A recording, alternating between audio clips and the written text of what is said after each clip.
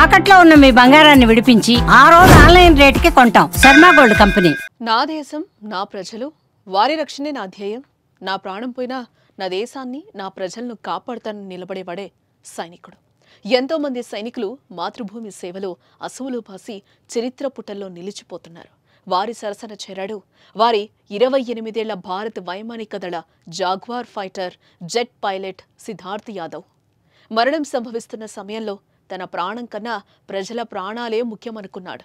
ఇలాంటి సమయంలో 3 రోజుల ముందే ఎంగేజ్మెంట్ చేసుకున్న సిద్ధార్థ్ యాదవ్కు కాబోయే భార్య, తల్లిదండ్రులు, కుటుంబ సభ్యులు ఎవ్వరూ గుర్తుకు రాలేదు, దేశ ప్రజల క్షేమం తప్ప. గుజరాత్లోని జామ్నగర్ సమీపంలో భారత వైమానిక దళానికి చెందిన జాగ్వార్ యుద్ధ విమానం కూలిపోయింది. ఈ ఘటనలో సిద్ధార్థ్ యాదవ్ ప్రాణాలు కోల్పోయాడు. సిద్ధార్థ్ యాదవ్ పెళ్లి నవంబర్లో జరగనుంది. మార్చి 23న నిశ్చితార్థం జరిగింది.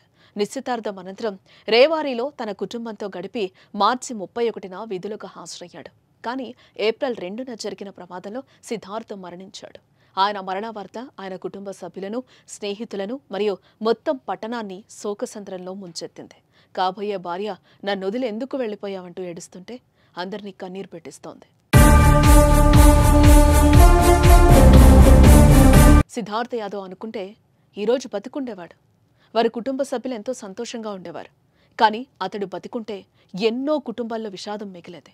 10ల సంఖ్యలో ప్రాణాలు పోయేవి. అలా జరగకూడదనే సిద్ధార్థ్ యాదవ్ తన ప్రాణాలను పణంగా పెట్టాడు.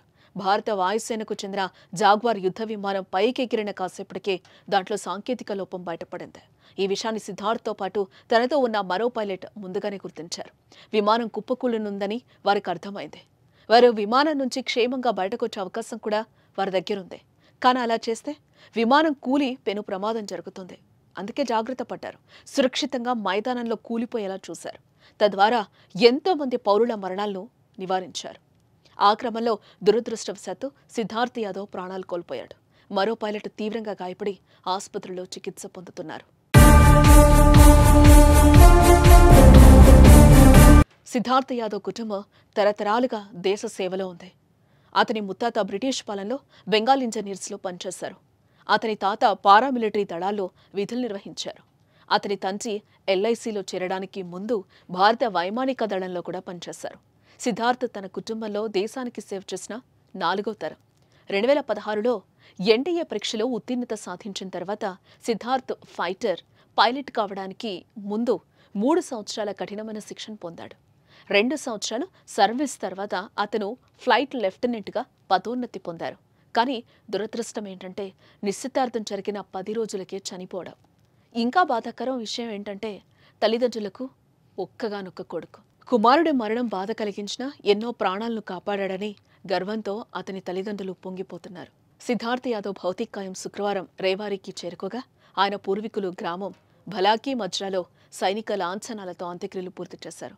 చివరి క్షణాల్లో తన వీరోచిత చర్యతో దురదృష్టవశాత్తు ప్రాణాలు కోల్పోయినా తను చేసిన త్యాగంతో జాతి గుండెల్లో చిరంజీవిగా సిద్ధార్థ్ యాదవ్ మిగిలిపోతాడు. సెల్యూట్ సైనిక.